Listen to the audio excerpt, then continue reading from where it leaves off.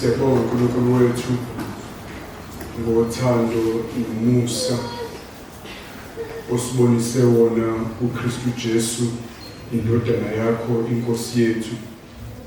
Siyabonga ngokufa kwakhe esiphambanweni ukuze izono zethu ihlawulelwe sikwazi ukuxolelwa uNkulunkulu ongcwele ngoba izono zethu seyikhokhelwe ukufa kaJesu.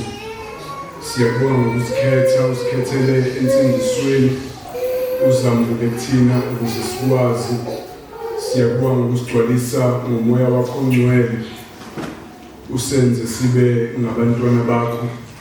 Siyabonga ukusinikeza ibandla esikwazi ukuhlanganyela ndawonye kanye nalo sizogqugquzelana, sizobekelana izibonelo ezinhle, sizolulekana ngezwi lakho, sizokhuthazana njengoba senza manje masihlabelela ndawonye. Siyabonga ngezwi lakho Nkosi usinikeze lona. Siyabonga ngesikhathi sokulitadisha ndawonye ukuze simqonde, sondleke ngalo, sikhule ngalo. Ngiyathandaza ukuthi ungisize ngilichaze kahle ngendlela eyakhayo izwi lakho, usize ibandla lakho lizwisise bese sihambe kulona njengalokhu siyalile. Siyabonga kakhulu egameni likaJesu. Amen.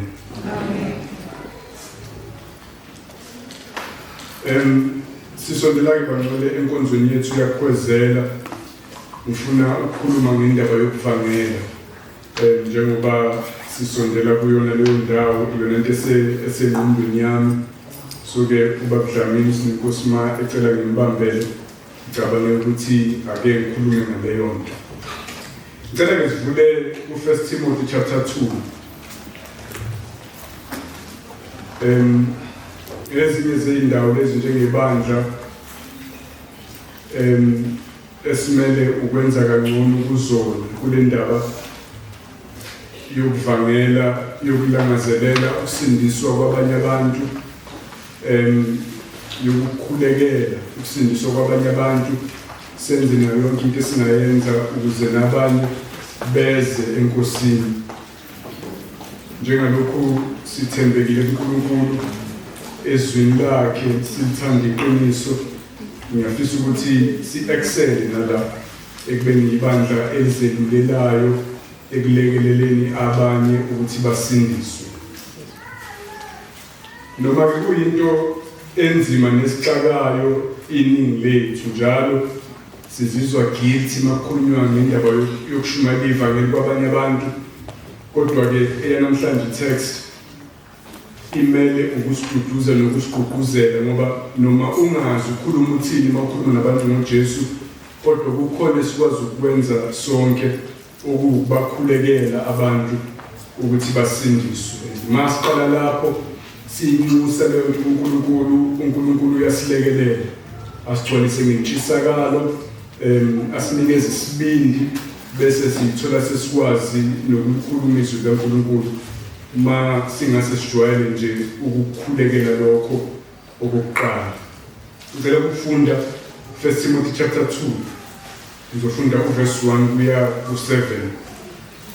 Ngakho-ke okokuqala nje ngigqugquzela ukuba ukunusa, ukukhuleka, ukucela nokubonga kwenzelwe abantu bonke, amakhosi nazo zonke iziphathimandla, ukuze sihlale kahle ngokuthula, ngokwesaba uNkulunkulu nangakho konke ukuhlonipheka. Lokhu kuhle futhi kwamukelekile emehlweni kaNkulunkulu umsindisi wethu. Uthanda ukuba bonke abantu basindiswe, bafinyelele ekulazini iqiniso. Ngokuba munye uNkulunkulu, munye nomlamleli phakathi kukaNkulunkulu nabantu, ngumuntu uKristu Jesu, owayinikela ukuba abe yinhlawulo yabo bonke, kube ngubufakazi besikhathi esifaneleyo. Ngamiselwa mina ukuba ngibe ngummemezeli nompostoli walokho. Ngikhuluma iqiniso, angisengi ezimthiyo. Yebo, umfundisi wabezizwe ekukholweni naseqinisweni. Amen. Ngifuna ke sitadishe le passage phansi kwey'hloko ey'ntathu. Okokuqala ngizofuna sibone ukuthi amabandla afanele ukubakhulekela abanye abantu ukuthi basindiswe. Okwesibili, amabandla amele ukwenza konke angakwenza ukuze abantu basindiswe. Wagcina nje ngokubakhulekela kodwa enza konke futhi okusemandleni awo ukulekelela ukusindiswa kwabanye abantu.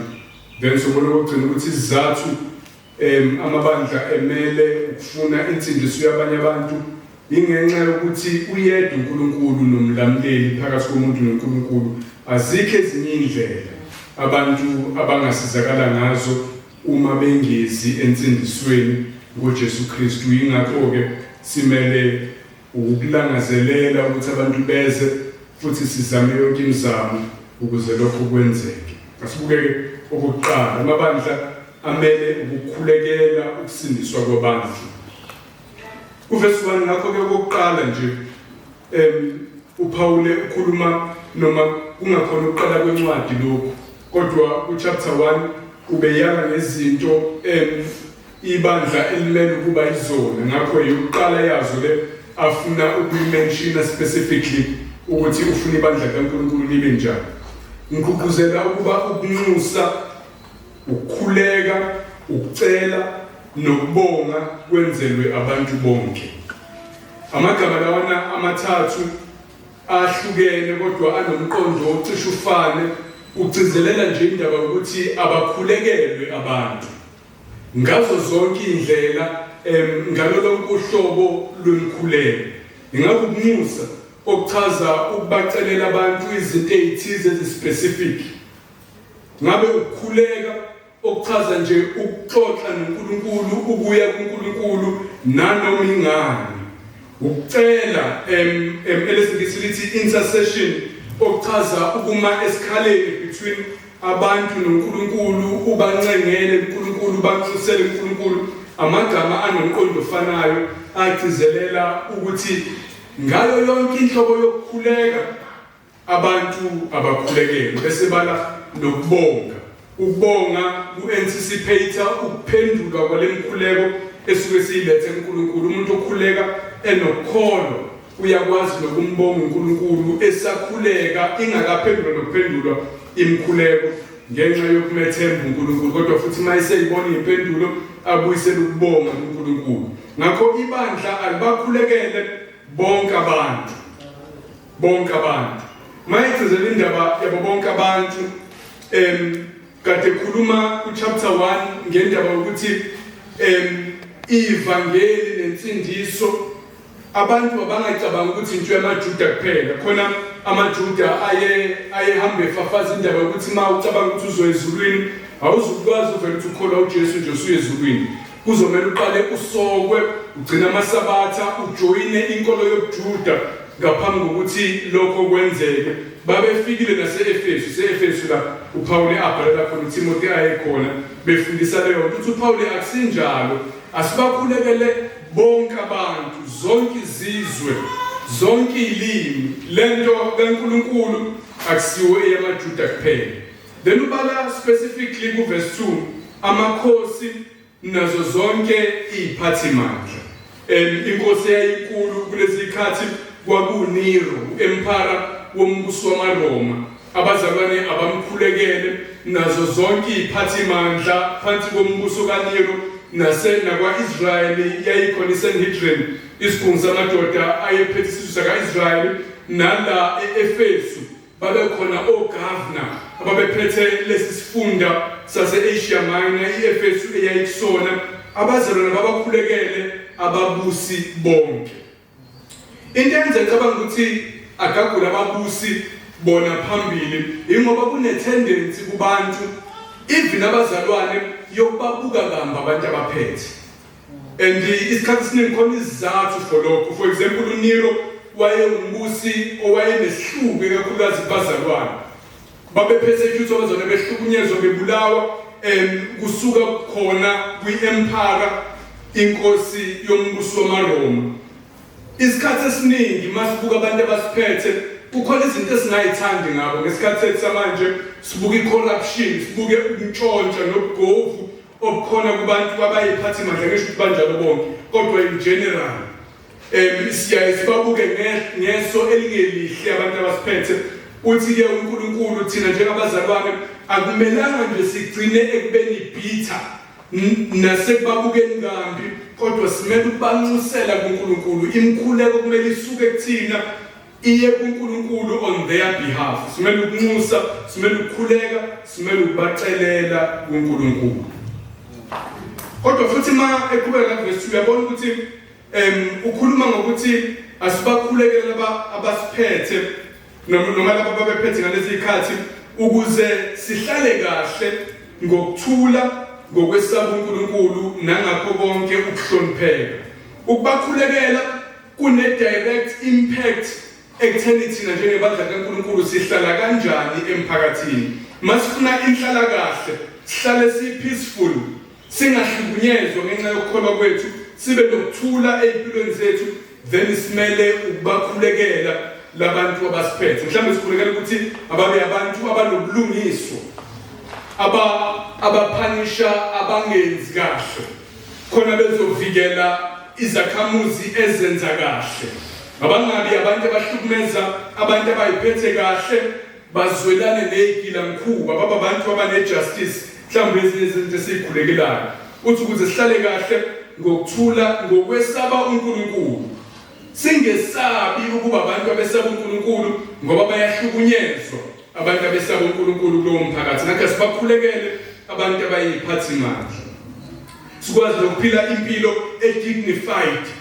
enokuhlonipheka singazingelwa njengezilwane ngenxa yokukholwa kwethu kodwa sikwazi ukuba nezizotha nesithunzi nathi emphakathini sihlonipheke asobakhulekela abantu abasiphethe ukuze bakwazi ukwakha ama-conditions anjalo kodwa akakasitsheli ukuthi exactly yini afanele sikhulekele siyahlawumbisela nje ngokubuka ukuthi ukukhuleka kwethu kumele kufeze umphumela ubethi asikhulekele bonke abantu akasitsheli ukuthi bonke abantu sibakhulekela ukuthini kodwa ngokubuka uverse 3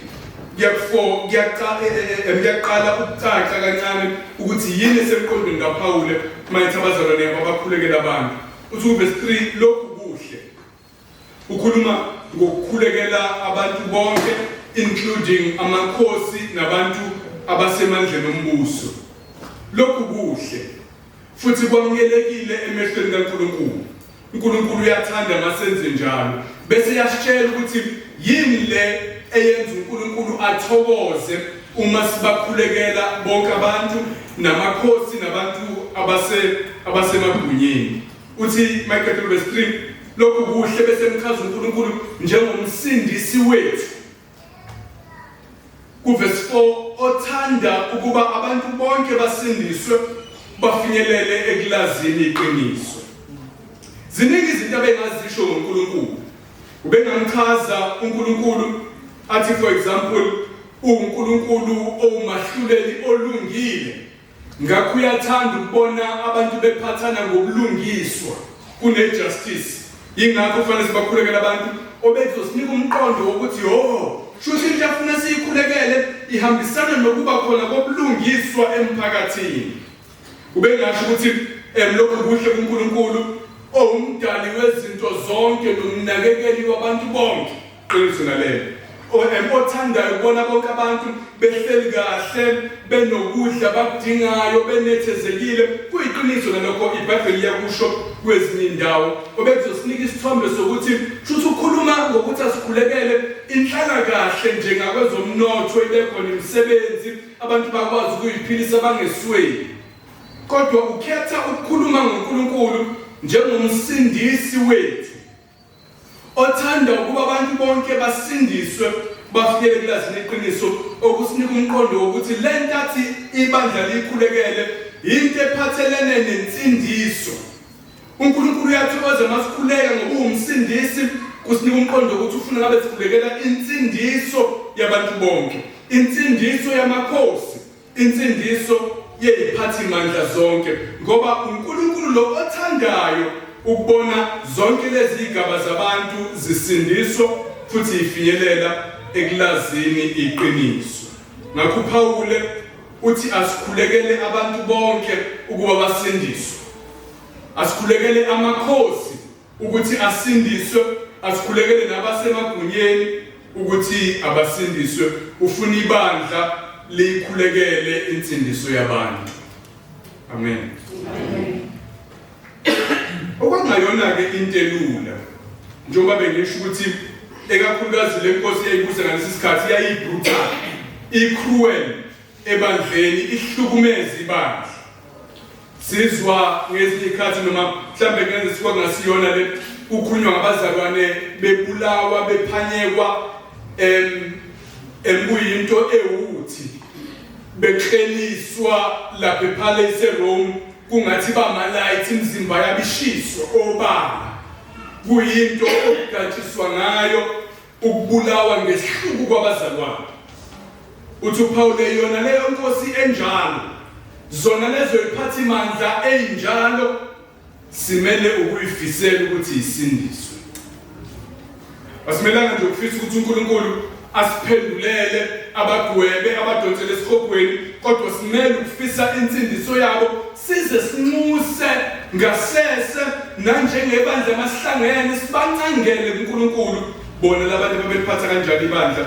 Nathi njengebandla esikhathini esiphila kusona uNkulunkulu uyafuna sibe nendaba nokusindiswa kwabanye abantu, sibe nendaba nokusindiswa kukaMongameli uRamaphosa no Vice President uMashatile nalo lonke iParliament, sibe nendaba ukuthi engathi bangayizulwini labantu, engathi uNkulunkulu angayixolela izono zabo, engathi uNkulunkulu angabahlenga. Sibe nendaba nokusindiswa kwamakhansela ey'ndaweni zethu, noNdunankulu esiphila ngaphansi kwabo, sibe nendaba nokusindiswa kwabantu bonke. uNkulunkulu asenze sabazi ngendlela yokuthi size simncenge uNkulunkulu, sikukhulekele ukuthi lokho kwenzeke. Amen.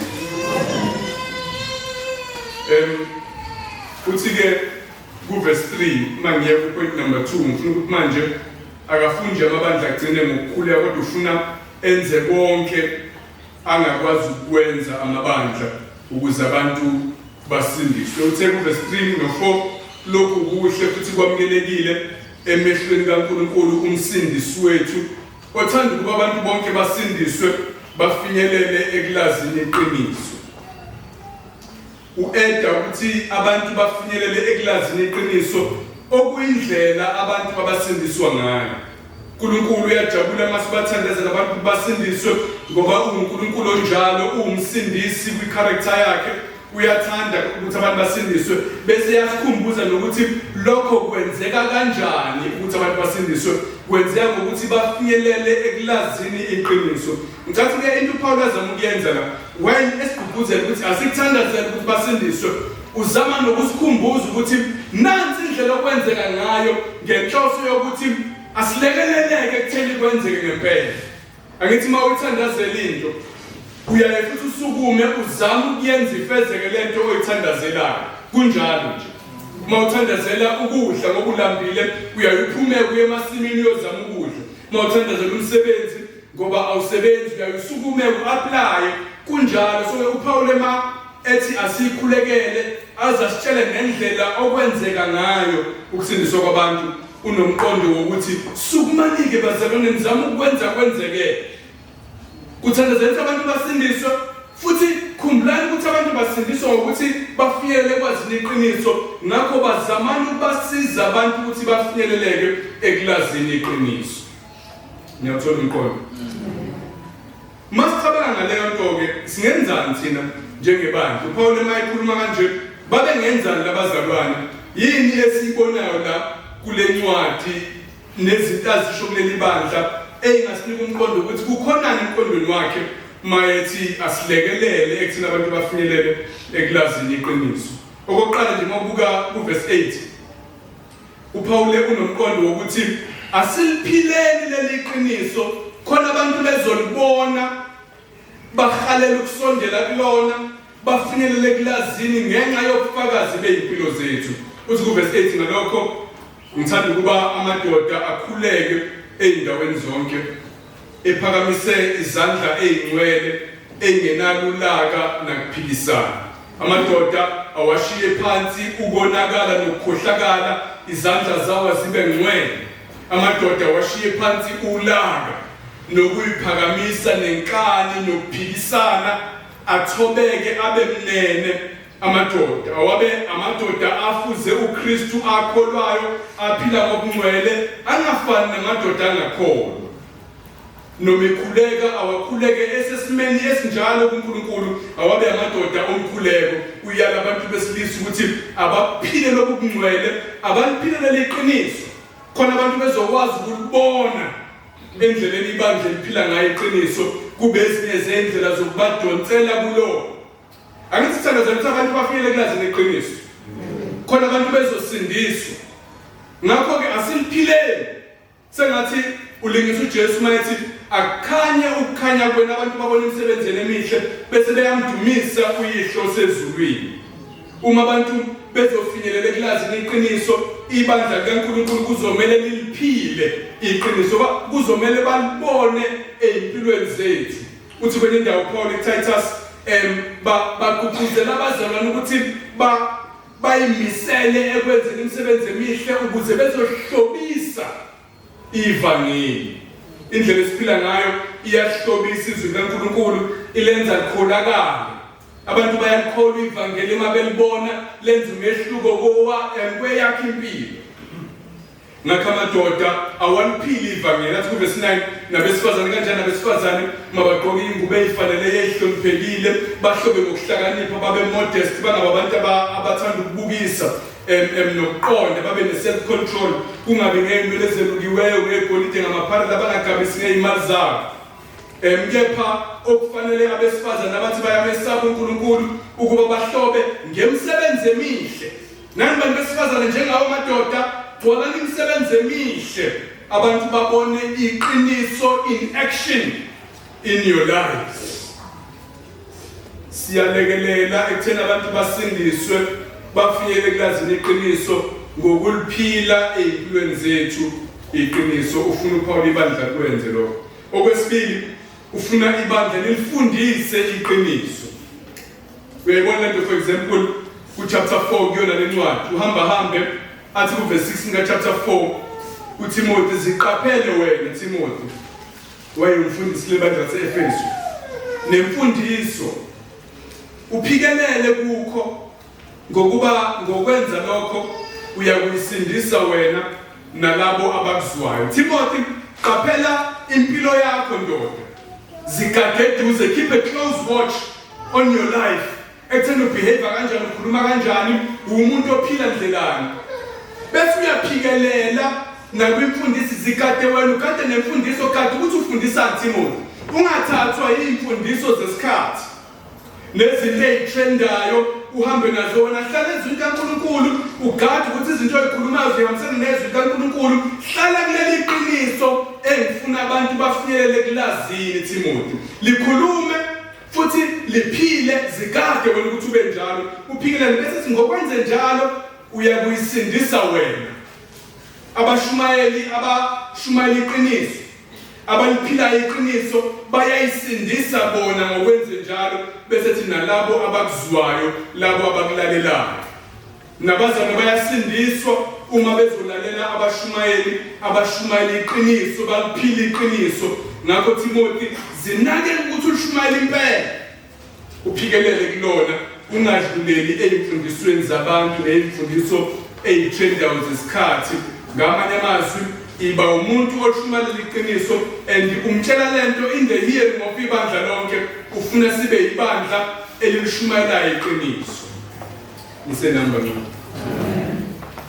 thandazani uNkulunkulu ukuthi abantu basindiswe bafinyelele kulazini iqiniso ukuze lilekelele ukuthi lento yenzeke liphileni iqiniso lina bazalwane futhi ningagcini nje ukuliphila iqiniso lishumayeleni lifundiseni iqiniso akwanele ukuliphila khona abantu abacabanga kanjalo mase bebaleka abantu besaba amahloni eza nokutshela abantu ngoJesu besaba lento yokuvangela bathi mina ngigcile ekuliphileni izwi kaNkulunkulu noma ngesimuntu okhuluma kakhulu ngiyaliphila kodwa izwi kaNkulunkulu kuhle ukuliphila izwi kaNkulunkulu ukuze ufakaze ngalo ngendlela ophila ngayo kodwa akwanele Akekho umuntu osindiswa ngokubuka nje abantu baphila kanjani. Ukukholwa kuza ngokuzwa izwi likaNkulunkulu. Kuzomela sivule imlomo sibatshele ukuthi kungani siphila ngalendlela esiphila ngayo, and uNkulunkulu uPaul uyafuna ibandla likwenze lokho. Ezinye izindlela esilekelela ngayo ekutheni abantu bafinyele kulazi leqiniso, ukulifundisa nokubatshela lona abantu iqiniso. Encwadini yakhe yesibili kuTimothy, noma ungavulanga, ku2 Timothy chapter 4 verse 5 uthi, kepha wena Timothy zithibe ezintweni zonke, ubekezele ebunzimeni, wenze umsebenzi womvangeli futhi ufeze umsebenzi wakho ngokupheleleyo.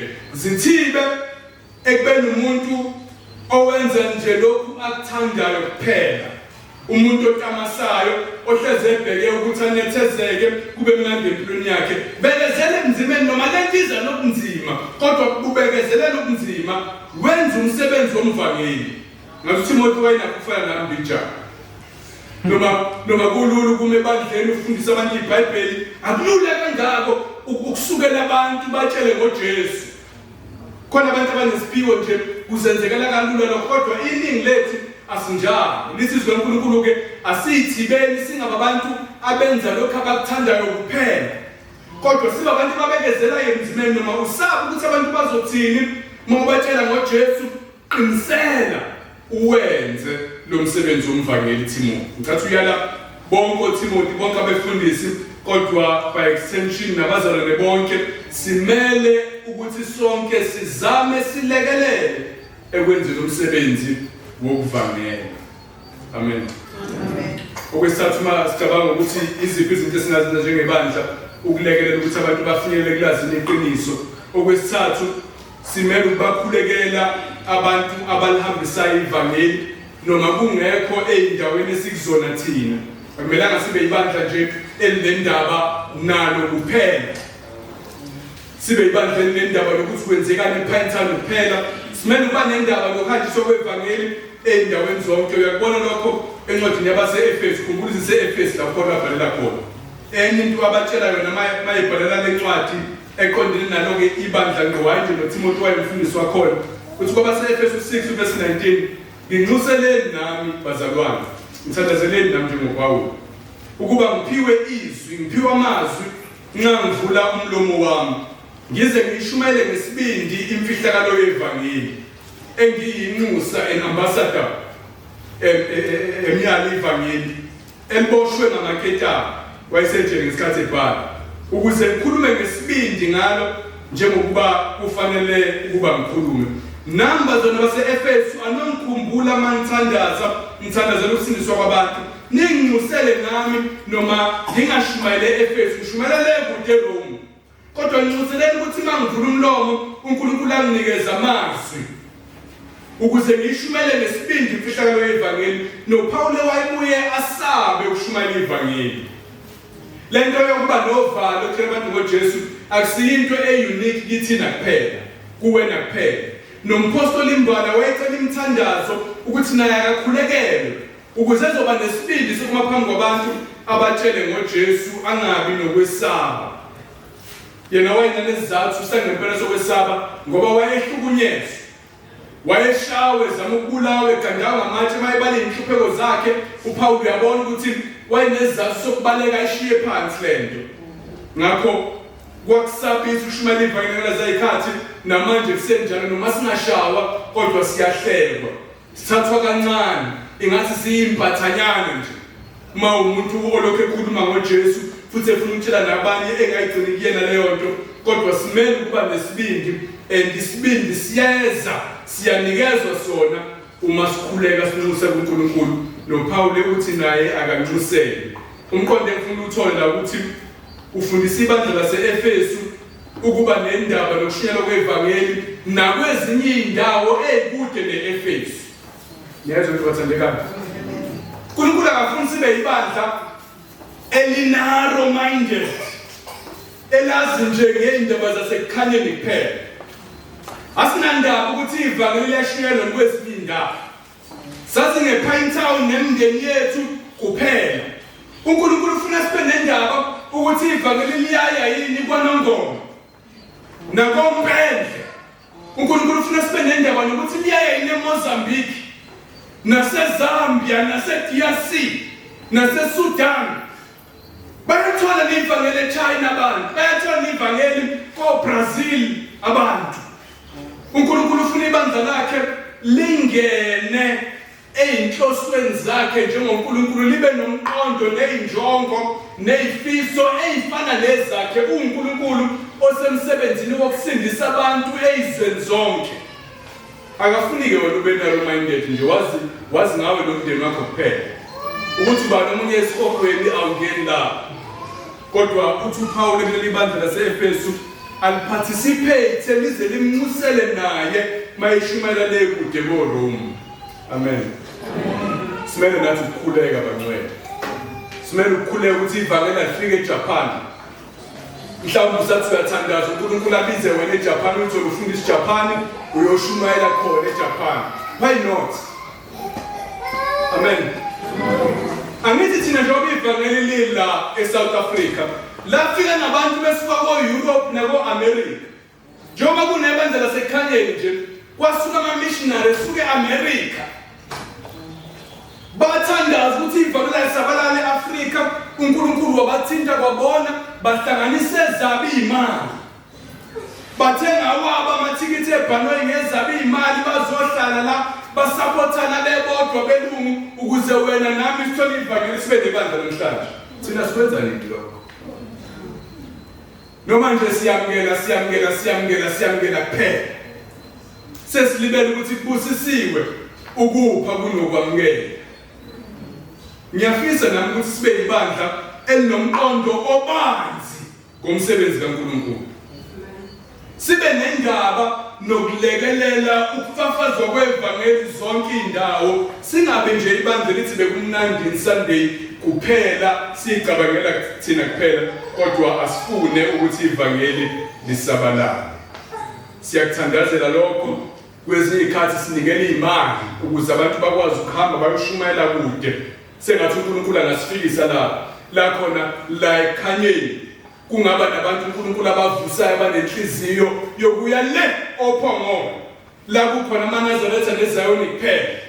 Bayohlala khona bashumayela ivangeli khona, baqala ibandla khona. Mina nawe sinikele imali, sibathumelela imali ukuze kuphileke ophongolo ivangeli lisabalale. Ngiyafisa ukuthi sifike la khona sinjalo njengebandla, kodwa ke siqale nje la ekwazini ukuyikhulekela lento, ke sibe nendaba nokusindiswa kwabanye abantu. Amen. Point number 3 engivala ngawo, izathu esenza uPawulu akhulume kanje, agqugquzelele abazalwane ukuthi ababakhulekela abantu ukuthi basindiswe, balekelele benze bangakwenza ukuze abantu basindiswe. Ingenxa yokuthi uyedwa uNkulunkulu, nabo baningi uNkulunkulu. Uyedwa nomlamleli phakathi komuntu noNkulunkulu ababaningi. Aziningi indlela zokuthi abantu bangaya esikhopweni. Aziningi indlela zokuthi abantu babe nenjabulo nxa befa. Iyodwa kuphela. Uma bengayitholanga le ndlela baya ekuhluphekweni kwengunaphakade nxa befa abantu. Awunandaba yini naleyo nto? Ngathi usho njalo uPawulu, ngoba bazalwane senikhohliwe ukuthi iyona kuphela indlela le ukuthi abantu basindiswe. Ngakho mangabatsheli, mangathandazela ukuthi bafikele kulazini iqiniso, nithi ngalokho nithanda ndaba yini ukuthi abantu bayabhubha. Kuverse 5, ngokuba munye uNkulunkulu. Noma babe baningi uNkulunkulu eEfesu, kwakhona nethempeli likaDayana, abantu abaningi base-Efesu babemkhonza, bekhonza nezithixo. Kwaba izithixo zasekhona embusweni wamaRoma. uPawulu uyabakhumbuza ukuthi ningadidiswa leyo nto, ngicela sengicabanga ukuthi ziningi indlela eziya ekuphileni okuphakade. Aziningi, uyedwa uNkulunkulu. Bonke labanye bona babiza ngoNkulunkulu inkohliso, amanga, akuzona into zangempela. Siyadinga ukukhumbuzana bangcwele. Siyadinga ukukhumbuzana ukuthi abantu bakithi abathembele kumadlozi, abantu bakithi asebashona, leyo nto ayizubayisa ekuphumuleni kwaphakade.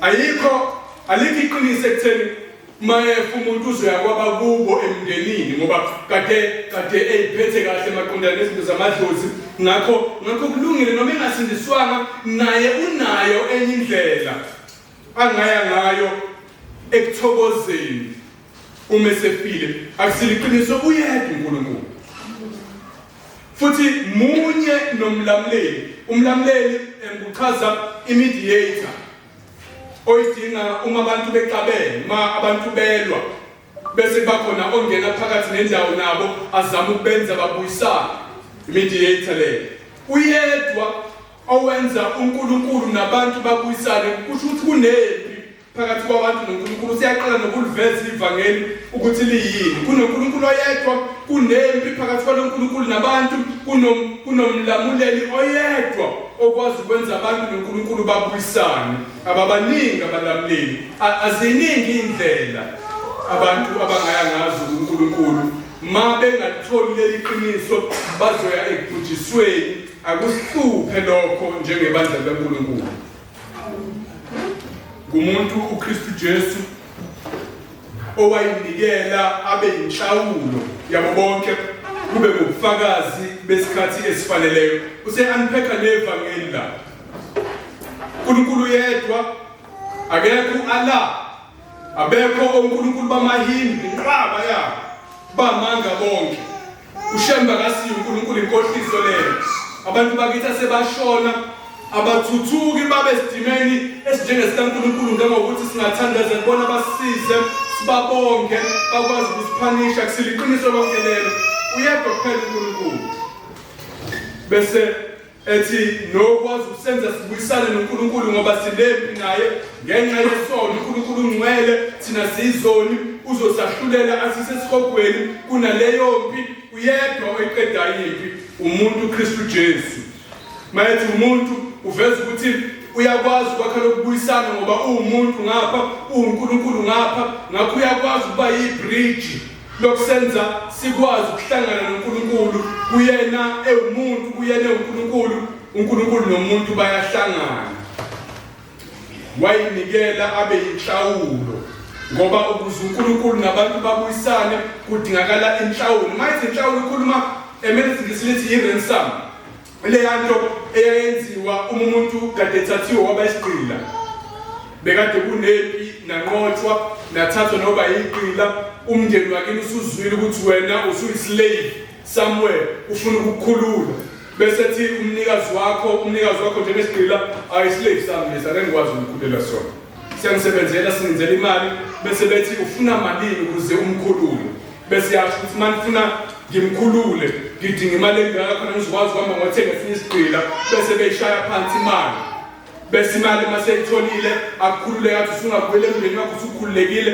awusazona isigqila leyo mali kwakuthiwa i-ransom inhlawulo leli gama uPaul lisebenzisayo la uJesu wakhokha inhlawulo ukuze sikhishwe ebugqileni lesono nasebugqileni bokuba ngaphansi kolaka kaNkulunkulu uJesu kwadinga abe inhlawulo into ayichazayo ukuthi thina njengezoni besifanele ukufa sibhujiswe uNkulunkulu kuze asikhulule kulobo bugqila bokubhujiswa wayedinga kube khona ozofa endaweni yethu uJesu wafa endaweni yethu wayekhokha inhlawulo ngakho uNkulunkulu usikhululile manje ukuthi sesingaya ekuphileni okuphakade sesingatholela izono asisadingi ukulahlwa ngenxa yezono zethu waba inhlawulo ingakho kuyena kuphela owumlamleli phakathi komuntu noNkulunkulu ngoba uyena kuphela okwazi ukukhokha lenhlawulo ababaningi abantu bakithi abangamfuni uJesu bazobhubha ngoba uyena kuphela oyinhlawulo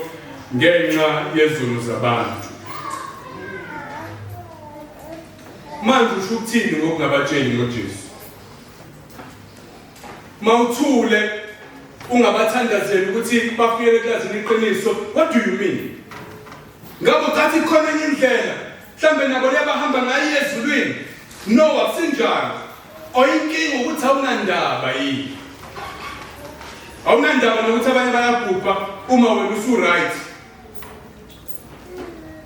kufanele sithi no bazalwane sinendaba siyesaba sometimes inkosi silekelele bese yabona siyakhuleka njengoPaul ethi nginxuseleni bazana ukuthi nginikwa amazwi mangivula umlomo ngikwazi ukushumayela ngesibindi. Nathi simele ukukhala njengoPaul sisize inkosi sibe nesibindi sokutshela abazali bethu, sokutshela abafowethu, sokutshela izingane zethu nomakhelwane bethu ngoJesu. Sisize sibe nesibindi ngoba siyazi ukuthi ayikho enye indlela mabengakholwa uJesu bazoya ekubhujisweni. Uyedwa uNkulunkulu, uyedwa umlamleli, iyodwa inhlawulo abantu abangakwazi ukuphunyuka ngayo olakeni likaNkulunkulu. Amen. Sibe nesibindi sokukhuluma nakulabantu bemndeni yethu abathi bayakholwa kodwa siyabazi. Angithi niyabazi? Mususaba ukuyiduduze ngalokho uthi hayi phela nabo banebandla labo kodwa uyazi kahle ukuthi zishaphi lapha ebandleni labo. Uyabazi okhala kanjani ukuthi noma bevuka besontweni beshana ama-uniform bayahlaba lemsamo. Uyamazi lo uNkulunkulu ukuthi unesikhwele akekho oyezulwini okhonza abanye uNkulunkulu noma ngashaya umfaniswano webandla. Uyakwazi lokho wena ukuthi nomuntu noma ethi unesonto lakhe ubheke esibogweni cela uNkulunkulu akunika isibindi sokumtshela iqiniso. Bamele ukufinyelela eqinisweni noma bazobhubha bazalwane. Umzali wakho uzoya esibogweni ayoshaya ingunaphakade ingane yakho, umkakho noma umyeni wakho, umfowenu noma udadewenu bazolahlwa ethibini lomlilo elivutha ngomlilo nesalfa, bayosha intuthu yokusha kwabo yokhuphuka ingunaphakade uma wena ungabatsheli ngoJesu. Qinisekile so kwenze njani? Amen. So kwenze njani? Asithandaze uNkulunkulu asisize. Ngoba yikho yethu. Munye uNkulunkulu, munye umlameleli, yini inhlawulo. Masinabatshele leqiniso bezela kubhedile kubona akubhedeke sizamile bazalwane. Abanqabe abagoloze kodwa sizamile ukubatshela iqiniso. Uthi uNkulunkulu Isaya ngibeka njenge-watchman Isaya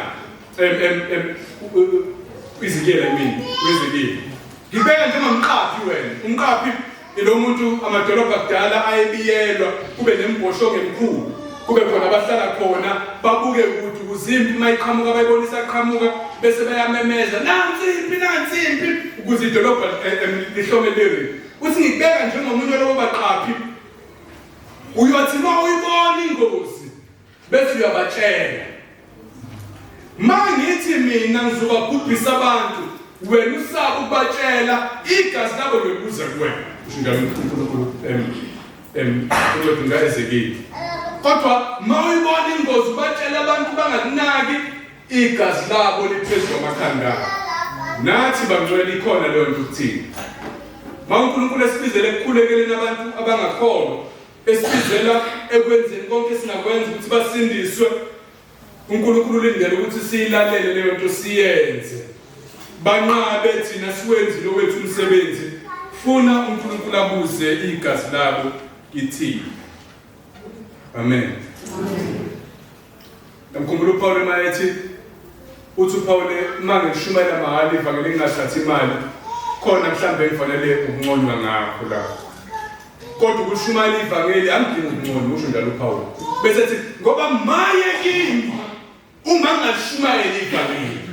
Maye kimi uma ngabatshela abantu ukuthi uPaul wayebizele lo msebenzi maye kuye nxa besizwe bebhubha ngoba yena uyesaba ukubatshela iqiniso. Nathi simele ukwesaba lokhu bangcwele. Ayingeke sixabane masoxabana nobaba. Kodwa kangayi esikogweni ngamtshela ngalutho.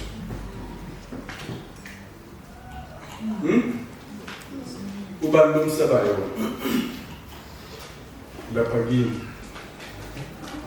Kulomndeni wakho awucabangi manje. Maye kuwe ma esikogweni ungakazi usho lutho. Ngiyanisabisa ngibani. Anisabisa safanisa, fanele njani? Bashaka abantu ngoJesu. Ithi ngisamalize ke sengiqedile la. amabandla amele bakhulekela abantu ukuba basindiswe. Asiqaleni lapho sibanxuselele abantu ukuthi basindiswe. Ekunuseni kwakho amandla ayatholakala, ekunuseni kwakho isibindi siyatholakala njengoPawulu. Uma ukhuleka uzizwa ungesabi ukubatshela abantu. Amabandla amele ukwenza konke angakwenza ukuze abantu basindiswe. Yonke indlela esingenza ngayo, masinethuba emsakazweni azame, masinethuba lama-conference nokubamemela kuwona ama-conference abantu azame, masinethuba emsebenzini, ithuba esikoleni, ithuba emphakathini, azameni konke esingakwenza. Ma imali ingasiza soyinikele. Konke esingakwazi ukukwenza asikwenzeni ukuze abantu basindiswe. Isizathu ukuthi ayikho enye indlela ngaphandle kukaJesu ukuthi abantu basindiswe. Amen.